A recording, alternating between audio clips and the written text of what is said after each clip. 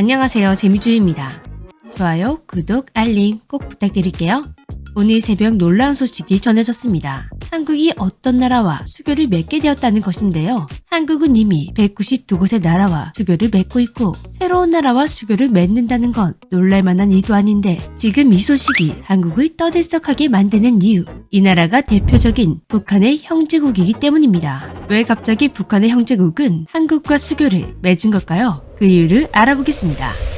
한국이 수교를 맺지 않는 경우는 크게 세 가지가 있습니다. 공산권이거나 친북 성향 국가거나 국가로 인정하지 않거나 북한의 경우 국가로 인정하지 않아 미승인, 미수교국으로 분류되어 있고 공산국가의 친북 성향이라 한국과 수교를 맺지 않는 나라는 쿠바와 시리아가 있습니다. 그중 쿠바는 원래 북한이 아닌 한국과 인연이 닿은 나라였는데요. 1949년 대한민국을 승인했고 6.25 때 쿠바가 지원한 나라는 북한이 아닌 한국이었습니다. 그런데 1959년 쿠바에서 사회주의 혁명이 일어나며 한국과의 관계가 단절되고 같은 공산국가인 북한의 손을 잡게 되었죠. 그 뒤 쿠바는 북한의 형제국이라 불리며 정말 긴밀한 관계를 이어나갔는데요. 1960년부터 시작된 북한과의 수교, 북한의 수도인 평양과 쿠바의 수도인 아바나에 각각 상주 공간이 설치되었고 북한과 사탕수수 및 여러 자원을 거래했습니다. 2013년 3월에는 쿠바에서 북한으로 향하던 화물선에 전투기와 레이더 부품 등이 실려있어 큰 화제가 되기도 했는데요.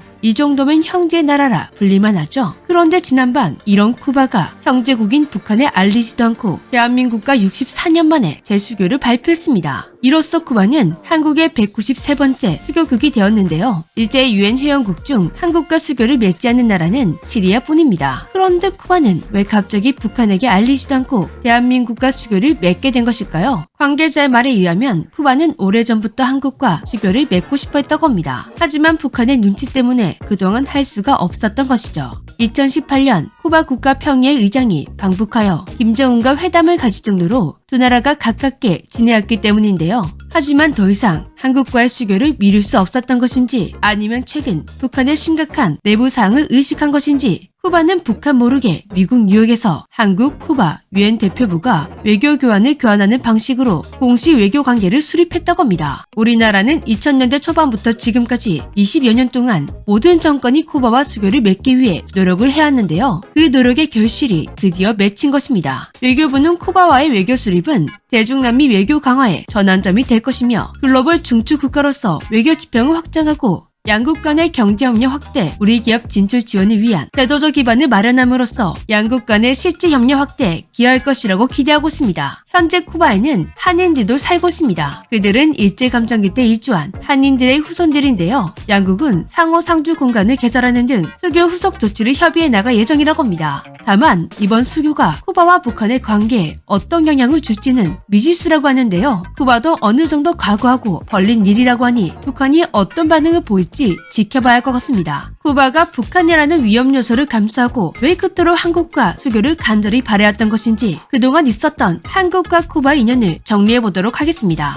쿠바 지폐 속에 새겨진 한국, 쿠바 지폐 10페소 뒤에는 한국 기업 현대중공업이 만든 이동식 발전기가 떡하니 그려져 있습니다. 놀랍게도 지폐에 그림이 새겨진 시기는 쿠바가 북한의 형제국이라고 분릴 때였는데요. 쿠바는 왜 친한 북한과 적대 관계인 한국 기업의 제품을 지폐에 새겨 넣은 것일까요? 그 이유는 이동식 발전기 그림 위에서 찾을 수 있습니다. 에너지 혁명. 현대중공업은 쿠바에게 에너지 혁명이라는 거대한 선물을 안겨주었습니다. 쿠바는 2000년대까지 전력난에 시달렸습니다. 섬이 많고 자연재해가 잦았던 쿠바는 대형 발전소를 지을 만한 여건이 되지 않았는데요. 그렇다 보니 쿠바의 국민들은 잦은 정전사태에 시달리고 이를 해결하지 못하는 정부에게 불만이 끝도 없이 쌓여 정부에서 위기를 체감할 정도로 민심이 살벌해졌다고 합니다. 이런 민심을 달래기 위해 2005년부터 쿠바 정부는 본격적으로 전력난 해결안을 모색했습니다. 그렇게 쿠바의 대규모 국제산업, 에너지혁명, 쿠바를 밝혀라가 시작되었는데요. 쿠바 전역을 밝히 대규모 발전설비 사업이었습니다. 이런 대규모 프로젝트를 우리 현대중공업이 맡게 된 것인데요. 현대중공업이 쿠바에서 이런 대규모 프로젝트를 맡게 된 것 자체가 당시 큰 이변이었다고 합니다. 일단 두 나라는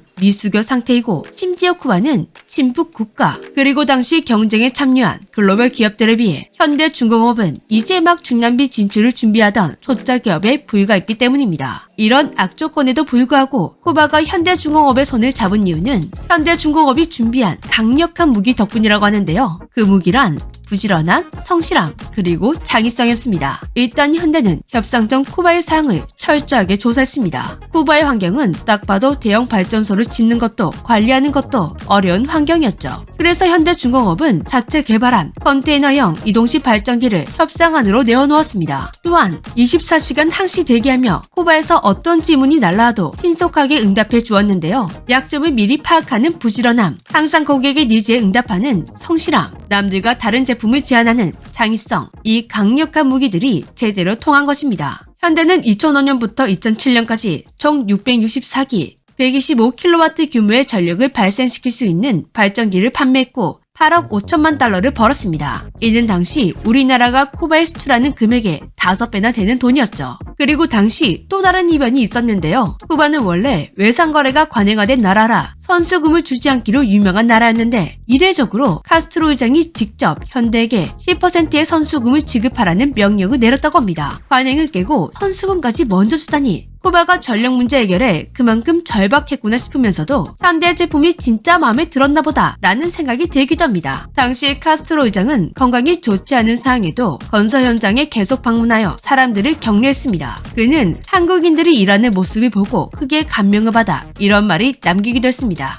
한국인들은 정말 근면성실합니다. 쿠바도 한국인들을 배워야 합니다. 현대중공업이 만든 소형 발전소는 작지만 성능은 결코 작지 않았는데요. 쿠바의 전체 전력 30%를 해결할 정도로 뛰어난 성능을 보여주었습니다. 현대중공업의 설비와 한국인들이 일하는 모습에 크게 감명한 쿠바에서는 2007년 1월에 발행한 10페소짜리 지폐에 현대중공업의 이동식 발전기와 에너지 혁명이라는 문구를 새겨넣은 것입니다. 두 나라의 사이를 떠나 낯선 나라의 지폐에 낯선 국가의 제품을 새겨넣다니 이것만 해도 정말 큰 이변이었는데요. 그런데 2022년에도 쿠바화폐에 태그 문양이 새겨진다는 놀라운 소식이 들려왔습니다. 이건 특별 기념화폐 의미로 소량 생산되긴 하지만 쿠바 50페소 앞면에는 쿠바의 영웅 칼릭스토 가르시아, 이니구에즈 장군이, 뒷면에는 유전 생명공학센터 그리고 태국 무늬가 그려졌습니다. 이건 정말 오로지 한국을 위해 나온 화폐 도안이라고 합니다. 쿠바가 여전히 미 수교국이었던 한국을 또다시 지폐에 새겨넣은 이유, 한국이 코로나로 힘겨워하던 쿠바에게 아낌없이 방역물품을 지원해주고 유니세프와 협력해 각종 의료장비와 의약품, 백신까지 지원하면서 쿠바는 위기를 극복할 수 있었다고 합니다. 쿠바 대통령은 한국의 이런 선의 덕분에 쿠바 전체가 살 수 있었다며 직접 태국 문양 도안을 넣기로 결정했다고 합니다. 이렇게 한국과 쿠바 사이에 쌓여왔던 인연을 보니 쿠바가 위험을 감수하면서도 한국과 인연을 맺고 싶었겠다라는 생각이 드는데요. 앞으로 두 나라의 관계가 돈독해지기를 기대하겠습니다. 지금까지 재미쥐였습니다. 안녕.